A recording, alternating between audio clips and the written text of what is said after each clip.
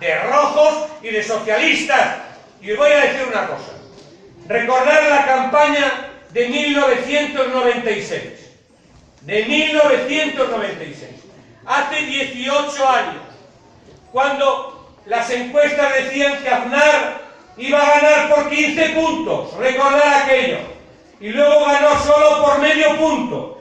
Y recordar lo que dijo Felipe precisamente en un mitin en La Coruña. Me faltó un debate y una semana de campaña. Mañana tenemos el debate y tenemos una semana por delante de campaña para ganar las elecciones del próximo 20 de diciembre. Después de Felipe hicimos grandes cosas y no recordáis, pero yo lo voy a recordar. ¿Cuál fue la primera decisión que tomó Rodríguez Zapatero? Os lo voy a recordar. Retirar las tropas de Irak. Si nunca hubiéramos estado en Irak, no habría ahora los problemas que hay con la amenaza del terrorismo yihadista.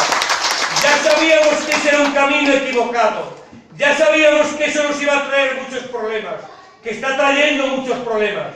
Y tuvimos la visión y el compromiso de hacerlo. Y si no nos hubieran metido en esa guerra, hoy no habría tanto horror, tantas muertes y tanto terrorismo. Lo hicimos e hicimos algo más. Dijimos que había que hacer una apuesta por la alianza de civilizaciones. ¿Cuánto se rieron de aquella propuesta Zapatero? ¿Y cuánto echa ahora el mundo de menos no haber trabajado por una alianza de civilizaciones para acabar con esta lacra?